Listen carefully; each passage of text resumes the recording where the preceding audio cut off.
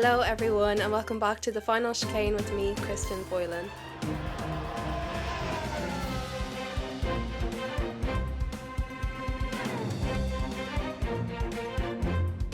You might be able to hear it in my voice. I'm a little ill. I was a bit run down after the Barcelona Grand Prix.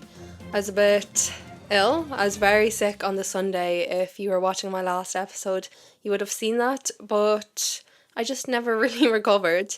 I haven't been able to hear out of one of my ears since Monday, since the airplane, but I think it's because I'm sick and, obviously that was made a bit worse by being on the airplane, but I'm hoping it will go away. So yeah, just in case you can hear that in my voice, but it's not going to stop us because the Austrian Grand Prix has just happened and that got me going. That got me in a good mood.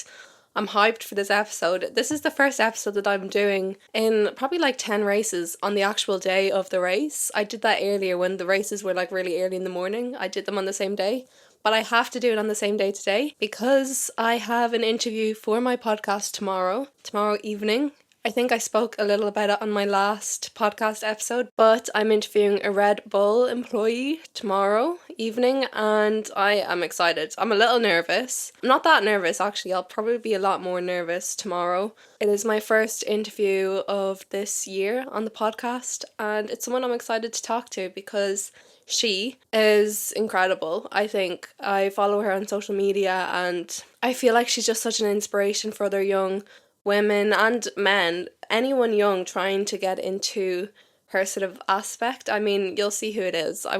You can listen to the episode to find out more about her, but she's such an incredible woman in motorsport and I'm really excited to talk to her. This was a race and a half. I'm going to start with the Riddle of the Week just to settle us in before we discuss what just happened. It's 4:18 now. The race ended probably like half an hour ago or something like that. I'm sure that there'll be stuff I leave out because I'm keeping an eye on my phone just in case any F1 notifications come in about any post-race penalties, but I don't think there should be any. Let's do Riddle of the Week though. Everyone was complaining about my Riddle of the Week being way too easy last week because I did it live for the first time. You can find that video on TikTok and on Shorts in YouTube. I made it hard this episode and let's see how much you like it when it's hard because I think you won't be complaining about them being too easy now. I always do mix. I always do hard and easy, so this is hard. I'm not gonna lie, I didn't know this person until I did my little research on who to pick for this week, so yeah. I was known as the Monza Gorilla for my aggressive, fearless drive. From motorcycles to F1 cars, in the wet I truly came alive. In 75 at Austria, I tasted sweet victory, but crossed the line crashing, a sight of great history. Though wins were few, my spirit was high, a hero to fans, an unforgettable guy. That's hard, okay? But if you know who the Monza Gorilla is, who earned that nickname and who got their only win, I believe, in Austria, because I thought it was quite relevant for this weekend, then you might get this. As always, I will tell you the answer and the story behind the person at the end of today's episode, and it's an interesting guy, I think. Right, let's talk about the Grand Prix that just happened before my eyes. Because it was a good race. It was a good race even before the drama that happened. It was a sprint weekend, obviously. The sprint weekends have been given this year. They've all been so good. They've been a lot better than last year. They've all been interesting. It's hard to make a case against the sprint when they're turning out as they do. I know some people probably find the sprint boring. I guess it depends on who you support. But as someone who is always rooting for the underdogs and the more midfield teams, it doesn't bore me when Max wins or, between Max and Lando on the podium. I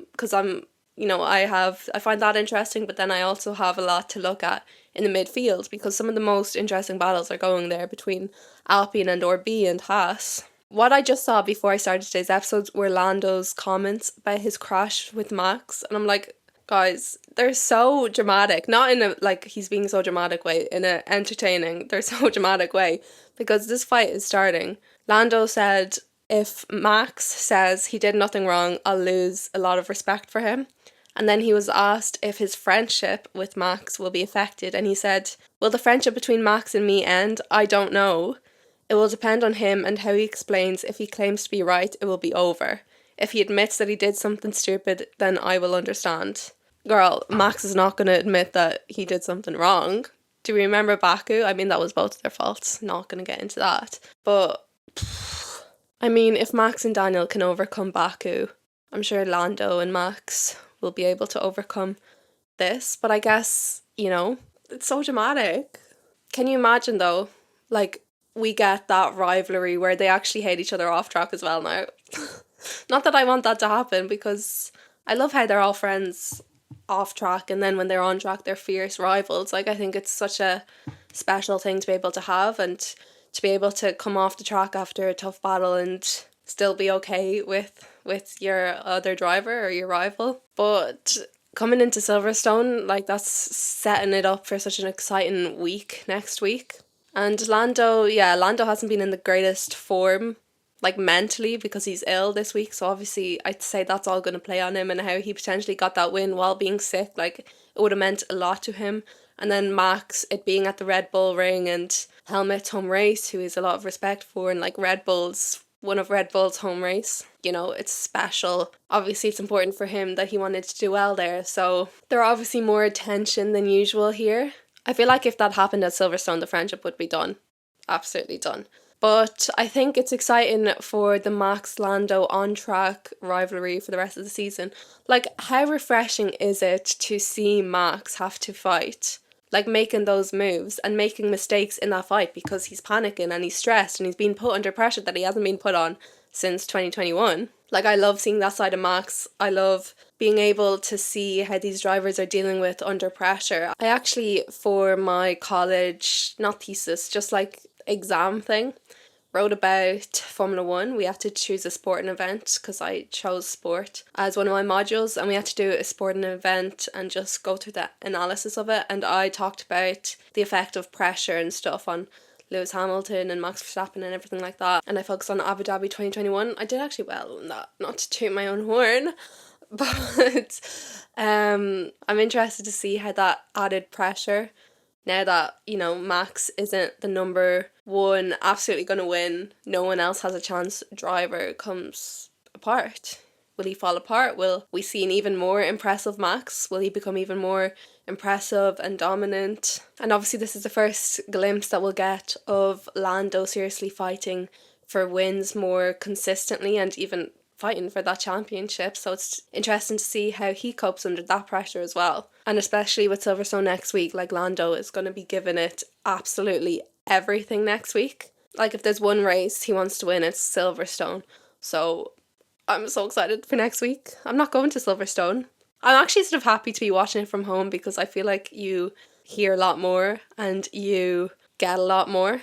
Not that, like, if someone wants to invite me, I'll go, obviously. But I am okay with watching it at home so I can keep up with everything and all the timings and everything. My dream scenario is to watch a race in the paddock where there's Wi-Fi so I can have the timings up on my screen. I can be looking at them in real life. And then I'll have the race on a screen and maybe even the headphones. Can someone let me into the paddock so I can watch from there, please? Right, well, we actually talk about some of the media moments. I always start with the media moments, but I just needed to start about that Max and Lando drama because I was scared I'd forget to read Lando's quotes to everyone. So 2 quite big media moments this week, 2 contract renewals, neither surprising, but still big deal for the drivers, Pierre and Lance.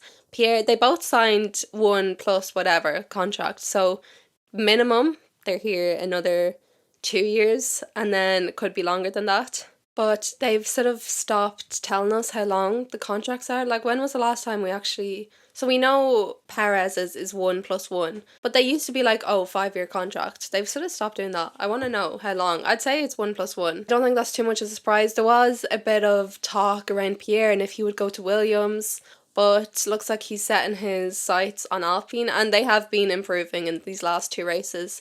This was a really successful weekend for Alpine. I mean, results-wise, no, but showing what they can do, it was quite successful. And Lance Stroll, that wasn't really a surprise there. There's nothing really more to say on that. But obviously good news for Pierre and Lance fans. They get their driver for another year at least. It was Daniel Ricciardo's 250th race, which is actually sort of insane. Like, 250 races. And it would have been more if he didn't break his hand or if he didn't get fired. But that's quite impressive. He has to be up there with some of the most races, right? He has to be near the top 10, I'd say. In relation to Daniel, I'm not going to speak too much about the Daniel rumours because I don't want to, I already speak quite a lot about Daniel and you guys will probably get annoyed. But I feel like it's a lot of, to be honest, the rumours, especially the rumours he'll be replaced mid-season. There's absolutely no reason he should be replaced mid-season. I think from the outside his results look a lot worse than they are. Like, he's had a lot of problems. He's had a lot of first lap crashes and incidents outside of his control that make his results look a lot worse than his teammate Yuki's. But I think in actual race results they're not too far apart. And they're also the smallest margin between teammates on the entire grid. It's like in the hundredths in qualifying.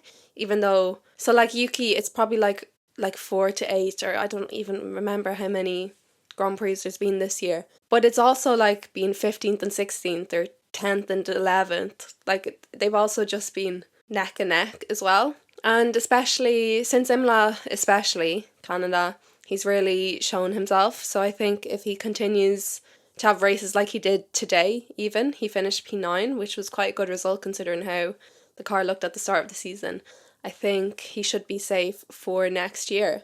The biggest gap between teammates is between Bottas and Zhou and Perez and Verstappen. And Perez has a contract for next year. So why is Daniel under so much pressure on losing his seat, but Perez isn't? And I think a lot of it has to do with the teammates. Like, Max is who Perez is against, and Max is obviously on top of his game. But even when Max isn't doing as well as he could be, Perez is still quite below there. So I think maybe a chat needs to be had about Perez. I love Perez. I love seeing him on the grid. I think in the past 2 years, he's been driving exactly as he needed to. Yeah, I think in the last few years, Perez has been doing everything that he needed to do. But now that Red Bull are under pressure, and how it's not certain that they're going to win the championship, how none of that is certain, Perez needs to be doing better or Red Bull might not win. Even if Max wins the championship, like the constructors, if McLaren are still going as strong as they were, because both Lando and Oscar are pulling their weight on that team, I think hopefully Perez does, because I would like to see Perez do a little better. Hopefully he does start to pull his weight on that team and earn his contract renewal, which he already has. Obviously he has that 1+1, but it's Red Bull, like, these contracts change, and I'm pretty sure he could potentially be swapped to or B in his contract, but Daniel hasn't done enough to deserve to be promoted to Red Bull. Like, I'm the first to say that, and they haven't even been considering Yuki for some reason, to be honest. So here's to hoping that both Perez and Daniel have a good second half of the season. Carlos Sainz, where is he going? We still don't know, and he's not going to make his mind up during the triple header. We might get some sort of clue, inclination after Silverstone, because he did say he would wait until to even think about it, I think, until after the triple header. But one interesting thing was that Carlos liked a post yesterday on Instagram of a screenshot, I think, of a tweet that was like, this would make sense. And however the format was, like Kimi to Williams, whatever it was, it said Carlos Sainz to Mercedes for 1 year and then see if he wants to go to Audi from there. Like, maybe that's what he's trying to get. And I mean, that makes sense to me. But realistically, our Mercedes... So it would be Carlos to Mercedes for 2025 and then Carlos to Audi for 26. And then Kimi Antonelli to Mercedes when Carlos leaves in 26. Doesn't sound like the worst idea to me. I don't know too much about Kimi Antonelli, to be honest, but I trust that the people who are boosting him and saying how good he is know what they're talking about and that he is actually that good. But I would love to see Carlos drive the Mercedes just to see how he does, you know? Because he's a good driver. It would be interesting to see how he does beside George. That's an interesting teammate pairing, Carlos and George Russell. But yeah, both the Sebas said that they're waiting to find out what they're doing next year because Carlos needs to make up his mind. Like, is Carlos taking their seat or not? I think it's likely Joe won't be on the grid next year. He did make some comments sort of pointing that he wouldn't mind being a reserve driver, which would be interesting enough. Like, I would absolutely love to see Joe be a reserve driver for one of the top teams, yeah? And then get a go. and just to see how he does in like one of the faster cars. But he is miles off Bottas right now, so... And what will happen to Bottas also, I don't know. It's hard when you're in one of the worst cars on the grid because it's so hard to prove yourself, but Bottas really is proving himself over his teammate. So hopefully he would have an option for next year. I can't see him going back to Williams. I don't think he'll be going down that road again. Haas, there's potentially 2 free seats at Haas next year, because also it looks like Magnussen sort of hinted at him not being in Formula 1 next year and him stepping away from it. It was in an interview. I don't know if the interview has been released yet, but the interviewer said that basically that's what he thinks. So that will be interesting. It also means that like they're not going to be reserved in their driving. Like if Magnussen doesn't have a seat for next year, what's he got to lose? You know, for the rest of the season, like is he going to terrorize everyone? Probably. So a few changes were made to the track. There was basically a new gravel trap sort of that they added in. It's temporary because that's not suitable for, say, MotoGP when they come here. But basically there was over like 1,000 track limits in last year's race and so many post-race penalties and everything like that. So they added that in so the drivers would self-patrol like their track limits because they'll lose time if they do that. But for some reason Oscar still got a penalty for track limits there, even though he lost time when he like just about touched the gravel. And I know Oscar really wasn't happy with that, and even Daniel in his post-race interview was like why would they do that, to be honest? But so that is interesting. I would have preferred if they took the track limits out of that corner then, since you're like not going to improve if you go into the gravel. Like Oscar didn't improve, but his time was still good enough to be P3. Like if he didn't even go into that, he probably would have got, well, he might have, I can't really remember the gap. It was quite close, I think, between P3 and P2, but obviously track limits, time got deleted, he went back down to P7. So that was a new change. I'd hope for next year maybe they would consider taking away the track limits there. And is the track not the most satisfying track to look at ever? Like I just love watching that race, seeing the Styrian mountains in the background, even like the red of the Red Bull Ring and, you know, the bull statue thing. Like I just love this race so much. So I was in my element actually when it was twice, like 2 times in a row for 2 years. The Austrian Grand Prix and the Austrian Grand Prix. Right, quite a few upgrades, not as many upgrades brought this weekend as usual. VCarb completely messed up the car. I don't know what happened in Barcelona, but I see people on Twitter calling it a Frankenstein car, something like that. I don't know where that came from, but that's what everyone's referring it to, and I agree, except for today. They got the setup wrong for the start of the weekend. They didn't spring qualify too well. I think both Daniel and Yuki were running different specs on the car to see like what worked where, whatever. Like Daniel running the new one maybe and Yuki running the old. But then I was actually a little confused because then I saw somewhere that they weren't running that, but they were definitely running some sort of different setups anyway. But they seemed to get it right after the sprint. They obviously Parc Fermé conditions opened up and they could make the changes that they needed to make, which was good. McLaren brought a new front wing and suspension, which obviously worked because a really successful weekend for both McLarens.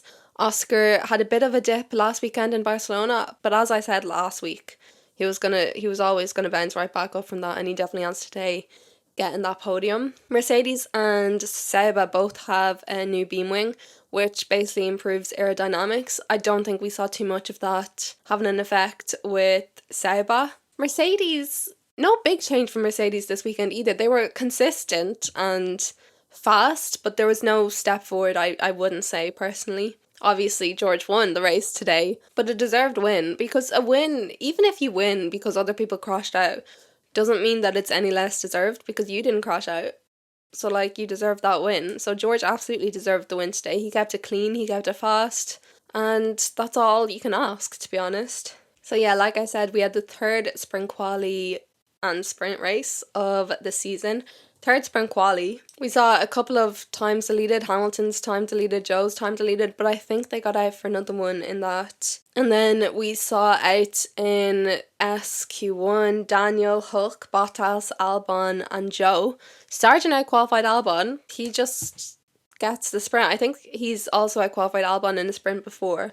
Alex had a really tough weekend. Sargent's doesn't really translate to the race, but we'll give it to Logan for out-qualifying Alex. He deserves, I'm glad he got that, to be honest. His position in the team is probably very rough right now, and how he feels and potentially his mental state as well. So every win is a big win, actually. And Bottas maintained his 100% rate of out-qualifying his teammate Joe, which I feel like Bottas isn't getting enough credit for that. Well done, Bottas. Like, he's been consistent and he's been getting everything he can out of that car. I mean, they're not in the best car, and he has a ton more experience over Joe. But I feel like in the midfield, there's just too much tension on RB and Haas, that Seva or Stake, whatever you want to call them, are going a bit unnoticed when they actually do stuff that are well, if that makes sense. See, sprint qualifying doesn't always suggest what will happen in real qualifying or the qualifying for the Grand Prix, because there's obviously all these differences with what tyres you can use,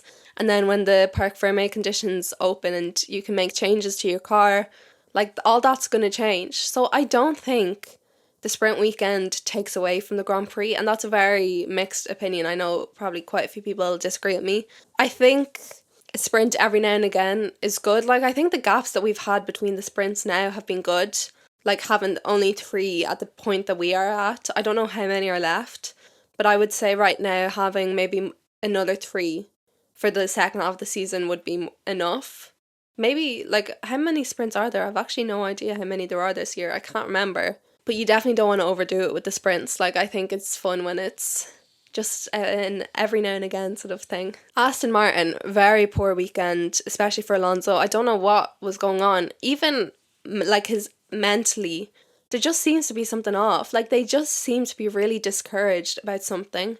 And I don't know if it's just, like, a lack of improvements with the car, and maybe they're just frustrated at the place that they're at right now. But something does seem off to me in the Alfa Romeo camp. Not Alfa Romeo, Aston Martin. Alfa Romeo do not even exist anymore.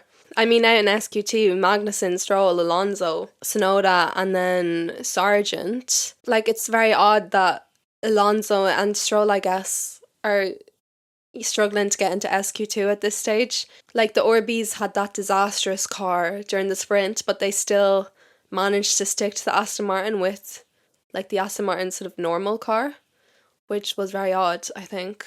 Then SQ3 was stressing me out. They left it so late to go out, and Charles did not get his lap in. His car, like, his engine sort of just shut off. I think it was like 1:30, so they had left themselves 1:30 to get around. The track is like 1:05 on a fast lap, so that is cutting it close. But Charles's car cut out until I think around 1:15, which did not give him enough time to get around. So when he cut out in the pit, he just didn't have enough time to go around and do his final lap. Luckily, that was just a sprint.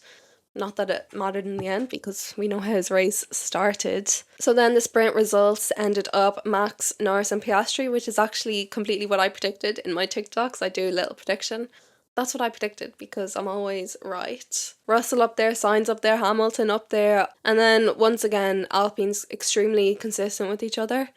I still am a little unsure of how I feel about the whole dropping Esteban when he's been this close and consistent to Pierre, who they're happy to keep, who they've just re-signed. I do find that a little, like, I feel like Esteban took that a lot better than I would have been, because, like, you don't know who's going to come out on top between Esteban and Pierre every weekend, but maybe, you know, Esteban has been with Renault for a long time. I guess maybe they got bored, or they just wanted some change. Maybe they see potential in whoever they are trying to get, whether that be Jack Doohan or Bottas, whoever's, you know, crossing over, Carlos.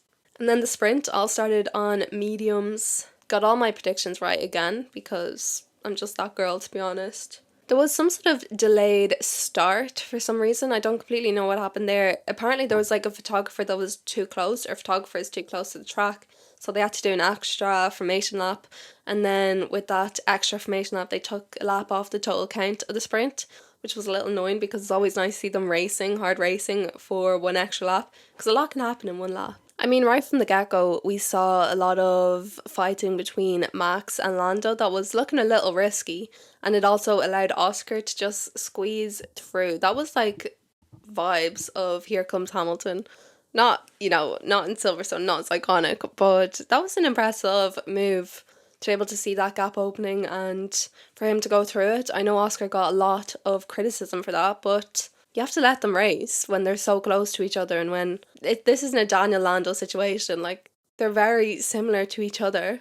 So I think the hate against Oscar for like not letting Lando past was a bit unwarranted. Like, we're not in the last few rounds of the championship here. It would be a different story if Lando was really fighting for that championship like in the last few rounds. I think now, let them at it. I think they have enough respect for each other on track, and they have that technique that will save them well enough from crashing into each other. I mean, we've seen Oscar come close to Carlos and Lando come close to Max obviously today, but they seem to race quite fairly enough against each other. I don't think they've ever pushed each other even off the track, have they? The battle between Mercedes and Ferrari was quite interesting. Russell got signed quite early on. It was interesting to see who would be on top out of those two teams all weekend. And then with the Alpines fighting as well, like I said so consistently, I just found the sprint all over entertaining. I think the only penalty in the sprint, I think, for Hulk. Did he push off Alonso? And Daniel went through then. And then Daniel got promoted that position because Hulk got the penalty. So I think that's what happened. So Ocon 11th, Gasly 12th, Tsunoda 13th, Hulk 14th, and Daniel 15th, with that swapping around. And Sargent 17th and Albon 18th. Quali, you know what, I thought the Hasses were going to actually get penalties in quali because they seem to just be impeding everyone. Like, one came out in front of Perez and one came out in front of one of the Orbis. Yuki actually had a near disaster in Q1 because his lap time got deleted. It wasn't the perfect weekend for Yuki. He made some mistakes. The pace just wasn't completely there. But luckily he did get through to Q2 anyway. With Perez cutting it close, I think he was like P12 Q1, which, again, what is happening to Perez? I don't know. That's something that I want to figure out what's going on there. Interestingly, Red Bull say a lot of the time when this happens to Perez, it's mentally. So maybe mentally he's not in the right headspace or the right zone, and he's just going to need to figure that out as soon as he can. I'd say the summer break couldn't come sooner for these guys just to be able to reset. So yeah, Q1 we lost Albon, Stroll, Bottas, Sargent and Joe. And then Alonso's disaster continued because he didn't get into Q3 either. I don't know what's happening there, to be honest. P15 with Yuki P14, Gasly P13, Magnussen P12 and Daniel P11, neither of the Orbis making it through to Q3. But I feel like they had the pace. The margins were tiny. Like milliseconds between getting into each sector, which I love to see. But also must be brutal. And Gasly did get his time deleted as well. So that was both Yuki and Gasly getting their time deleted in qualifying. And then Q3, another time deleted for Oscar, like I spoke about his whole track limit saga that he really wasn't happy with. He said it was embarrassing from the FIA to even have that rule, and it was like the most passion I've seen out of him, or like anger I've seen out of him, because obviously he is passionate and he's passionate about being a Formula 1 driver. But I feel like I just want to see Oscar flip just once. And I don't think that was a big enough thing for him to flip out, but I just want to see him flip. But still, the gap between pole, bigger than I would want. I think Max was a 1:04.3 and Lando was a 1:04.7. So I would like those milliseconds to be between pole and P2. But we can't ask for everything. And then, a few investigations going on after the session, but I didn't see anything come out of any of those, to be honest. I think Hamilton was investigated for something in the pit lane. And then the race. Also saw Daniel walking around with a knife today. Don't know why he had a knife. What are those Austrian trousers called? Like lederhosens or something like that? I have no idea if I said that right. But I saw that he had a knife in one of his pockets and then he took it out at some point and he was just walking around with a knife. And I was like, you know what? That's so fair. Those people in the paddock were talking about me like that every week. I'd walk around with a knife. But Daniel with a knife is like, do you know the duck with a knife meme? That's what I think of because I have that on my phone. Can you see that duck with a knife? Or a goose, maybe? The lights are slow at going off, aren't they? Because I thought we were going to have another sprint situation, like another formation lap, but they just keep you in anticipation. Like, I would 100% jump start just out of panic. I would just foot down on the pedal, foot down on the throttle, crash into whatever car's in front of me. Like, I could never be a Formula 1 driver. I'd just panic in those moments. The national anthem also. I don't know how many Austrian Grand Prix I've watched, with there being 2 a year at some point, but I don't think I've ever heard the Austrian anthem before. Like, I must have just left the room for that every other year because I was not expecting it to sound like that. It sounded sort of like a news segment intro, you know, those dramatic, or like a soap opera, sort of Carnation Street or Emmerdale. It was iconic. It was so good, and it was a Hans Zimmer. And then the race starts. So a clean enough start for everyone except for Leclerc. Oscar, it was just a lap one incident, a turn one incident, but Charles unfortunately got squeezed sort of between Oscar and ended up damaging his front wing, and that basically ruined his race. They had hope he would get into the points for the rest of the race, but he didn't get into the points, and it didn't really look like he would get into the points. He was close though, so it was a good enough recovery, but doesn't really mean anything if you're not in the points at that point when you're a car that could podium, you know. Did Charles box? I think Charles boxed 3 times. Am I wrong saying that? I thought I remember seeing him box, and I was like, oh, I guess everyone else is going to box now, but I don't think anyone else boxed. I guess I probably got a little lucky with that, only for a couple of laps, the virtual safety car, but at least like no one could overtake during that. Then we had a little Hamilton versus Carlos challenge. It's really Red Bull versus McLaren and Ferrari versus Mercedes this year so far. Like, not always, but that's sort of how it's turning out to be, I think. So Max was fighting Lando at the front, and then somewhere in the middle, Perez was fighting Piastri. I definitely think Max probably could have done with Perez being, up there, like P2. Even, I'm not saying Perez should ever get sacrificed for Max, because every race is important to every driver. But that's one thing Red Bull are going to need him to be up higher to protect Max. That's what they're going to want, even if it's not the best thing for Perez, since he doesn't have a chance of really winning the championship, I'd say. He probably, technically I'm sure he still does. But, with how his form is going, and especially when he is out of that chance to win the championship, they're going to need him to be Max's backup guy, and obviously need him to do well for himself for the points for the team. I don't want to bite too far into Perez in this podcast episode. I don't mean to be so negative about him. I'm not trying to be negative about him. I'm just giving my opinion because I have huge respect for Perez and for the drives that he has done, but right now that is lacking this year. And that's not to say, we all know how fast things can change in Formula 1. That's not to say that he won't have the best season for the rest of the season. I think he does just need some sort of reset, because Formula 1 is so mental as well as technical. Alonso got a 10-second penalty, actually. It was deserved, to be fair. He did push Joe off. Joe was gonna get overtaken by Alonso anyway. Daniel had just overtaken him, so Alonso was trying to use that to get through, but he ended up pushing Joe off, which, wasn't really fair, and Joe probably ruined a bit of his tyres, but also lost him that position. So Alonso got that 10-second penalty, and he did reasonably well to make that up, but nowhere near the points. He was fighting. He probably would have finished, P10? Potentially, if he could have held off those Alpines. And then Hamilton got a penalty, 5 seconds in the pit lane for crossing over the pit line. And was it Albon? And Perez got a 5-second penalty as well. Did Albon get a penalty for that in the end? I think I might have missed that. Did he get a 5-second for the pit lane? Might have just been Perez. But yeah, I don't know what it is. I guess it's just coming straight around the corner, and I guess a lot of it is seeing if the person in front of you is going to pit, whoever you're against. So a lot of the pits are probably decided last minute, okay, Perez, if Piastri pits, you pit, whatever, however it's done. The Haas is on fire today. So fast. The defense was great, but also they just don't care anymore.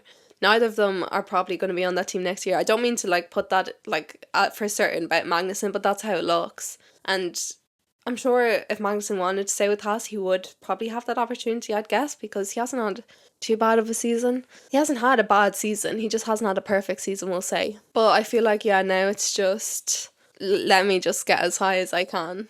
Let's enjoy this last year, how it should be. I love when it's like that. Obviously, the undercut was the right strategy. Strategy is so important here. Strategy is important in every race, but it's really important here, even though you can overtake. So it does give you that opportunity if you don't get the strategy perfect. But if you didn't undercut, you weren't really anywhere. This race, we saw, I think Pierre was in front of or behind Daniel Ricciardo before the pit stops happened, and then Daniel pitted one of the first to pit.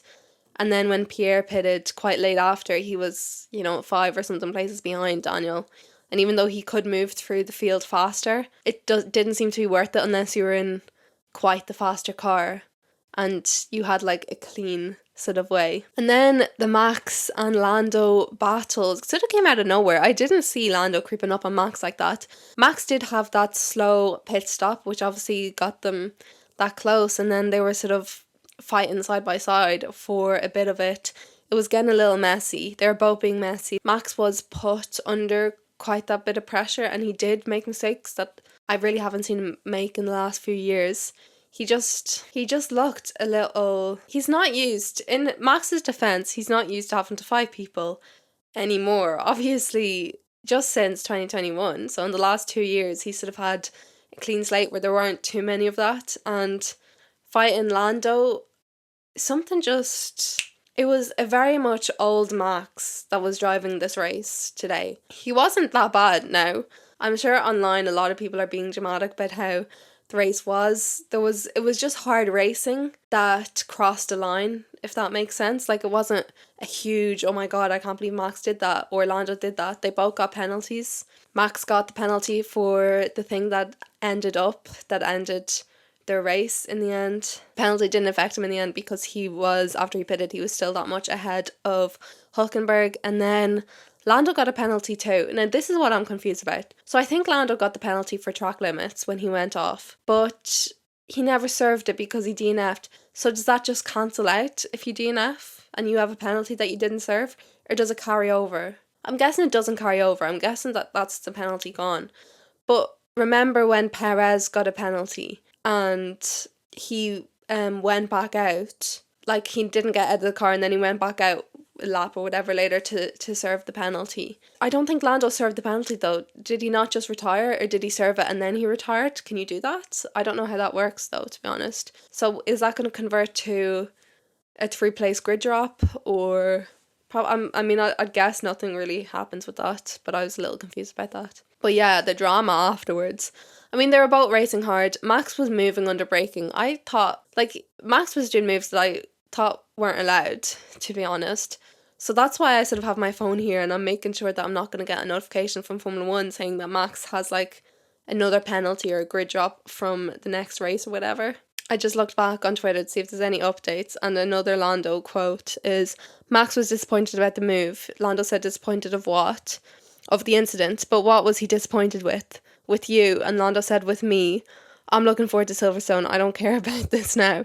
Lando's annoyed. He is so annoyed. But Max was predominantly at fault. He got that penalty for a reason. So, I mean, Lando, it wasn't the most clean from either of them, with Lando going off track limits quite a few times, but Max seemed to be moving under braking and moving after Lando quite a bit. So you can understand why why Lando might be a little what's Max doing? I mean, they'll be over it by next weekend, I'm sure. Someone told Max about the comment about Lando saying he'll get respect if Max apologises, and Max said, I need to look back at why or how we touched. Of course we'll talk about it, it's just unfortunate that it happened. So yeah, that's quite a pure answer, but obviously he doesn't want to say something that will get him in more trouble with Lando, because they have a lot of respect for each other, like they're friends, and he's probably learned from the past. To be fair, Max has never been awful like that. I mean, saying that, and then I just pictured him shoving Ocon during that thing.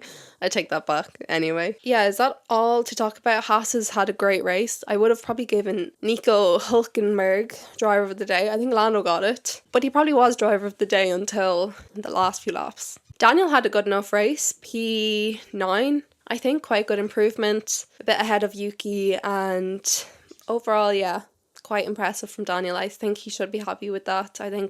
Or being Red Bull should be happy with that. And Carlos snuck onto the podium as well as Piastri. That cool down room was a little awkward, I felt. They're all sort of the quiet ones. You know what I mean? The laid back sort of ones. They're waiting for someone else to speak. Okay, Fancy Formula 1. I didn't do this last week, so I'll do it this week. And I'll do it just for this week instead of the whole season. So first place is Tegro F1 team. 207 points. That's Erwan. I feel like he wasn't anywhere before. And I'm second. My B team is second with 206 points, 1 point behind. My team is Charles, Oscar, George, Nico, and Esteban. That's a decent team for this race, apart from Charles.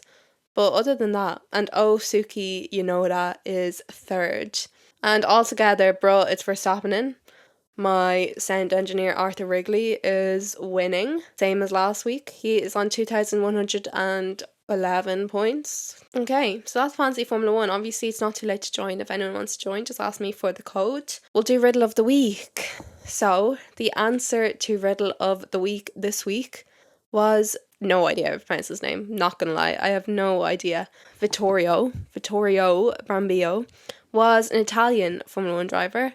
And he was quite renowned for his adaptability and his driving in wet conditions. He raced for the March, Surtees and Alfa Romeo. He was born in Monza, so Monza was literally his home race. And he first began his whole career on motorbikes, but then he transitioned, as quite a few have done actually, to single-seater racing. He won the Italian Motorbike Championship in 1958, and then he competed in Italian Formula 3. He won Italian Formula 3, and he was nicknamed the Monza Gorilla because obviously he's from Monza, and basically his driving style was quite aggressive. Like I said in the riddle, he won his first race crashing. And I guess you can imagine if he's that good in the wet, it's probably due to like an aggressive sort of racing style. He won his only Formula 1 win at the Austrian Grand Prix, and he crashed after he finished the race, after he crossed the finish line, I should say. So Vittorio retired in the 1980s, and then interestingly he was a medical car driver at the Italian Grand Prix, and he did like occasional sort of stuff. And then unfortunately he passed away in 2001 after a heart attack. That's your fun driver information of the day. It's always nice to learn about another driver. I'd never heard of him before I'd done my research about him for this episode. So I hope you're happy with that harder riddle of the week. I've been talking for so long, guys. I think I would recommend you watch my most recent podcast episode because I had the most insane experience at the Barcelona Grand Prix. If you hadn't already, I was there, I did some interviews, and I met all of the drivers basically. We've got into the paddock without paddock passes. That's your hint. Tomorrow, obviously, I am doing that interview with the Red Bull employee, and that will be posted the week after Silverstone. So the week after the Silverstone episode, the first week that I wouldn't have an episode, usually it will be posted then.